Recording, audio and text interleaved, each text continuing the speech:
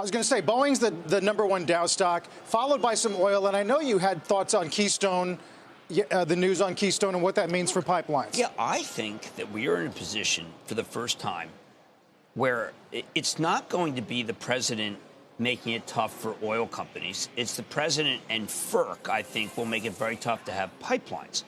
Pipelines are the answer to choke off drilling. Right now, we have a lot of pipelines.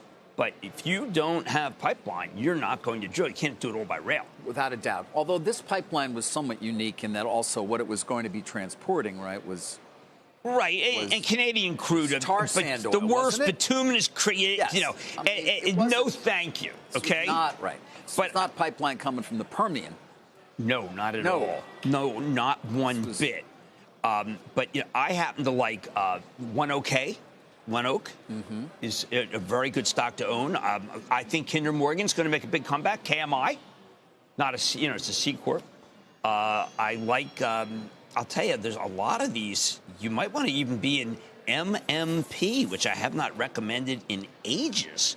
Magellan Midstream, which is 52-week high with a 7.8% yield and run by Mike Mears, who is a fantastic guy who knows the FERC better than anyone. Used to come on the show.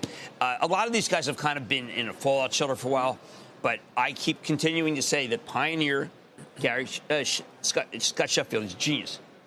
Sheffield is a genius. Meanwhile, ExxonMobil's right at a 52. Well, that's high. No longer. That's now. It's more than a double. I mean from its low of 31.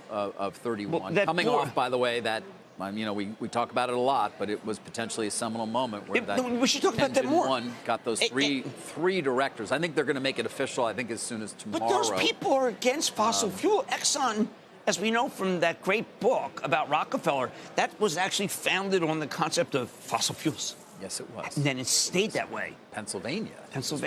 Yes, exactly right. Oil City. Wow. You're in your game today. Oh, yeah, baby. Titan's a great book. But Exxon's an oil company with a board that looks like Greenpeace.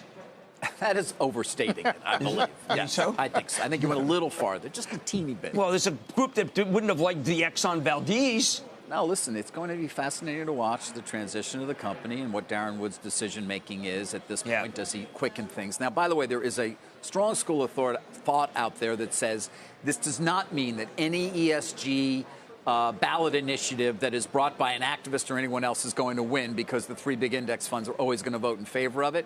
That's the question. Is that going to be the case? Because so much of their marketing now to new investors is wrapped up in an ESG sort of Are they talking about that? Is that what people are talking about? Or was this more Exxon specific than we really realized because of years of basically ignoring their investors? Right, but you see, I think what's happened... Mr. Woods has done that, but previous management certainly seemed They have no choice. Look, when I said they were uninvestable, it was because they really were just saying, hey, we don't care what you say. We're oil companies. Those days are over. Those days are so over. Now these companies are all trying to think of ways. I mean, look, there's guys who are saying they're going to use the extra methane to be able to run crypto, so crypto doesn't use so much energy. Anything's possible. A lot of data centers up down in the Permian or something? Well, there are, people are anti-cal, too. Don't forget that. That's true. I know they are. Do you think 80 is now... I know you were skeptical on 80 as a target.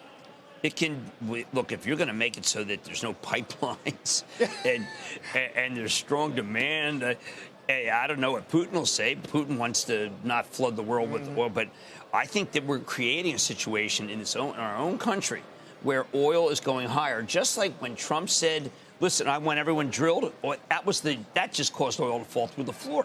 Now we've got a president that is, look, this is the beginning. I'm telling you, get in pipeline stocks because there had been a surfeit of pipelines, and that will be over in the next couple of years. That's a big call I'm making. I'm aware that is a big call. It's a big call. There's work behind that call, I know, because you have a lot of good sources in oil and gas. I do, and I've got to tell you, pipelines, if you stop building them, the rest are going to make a lot of money. Shepard Smith here. Thanks for watching CNBC on YouTube.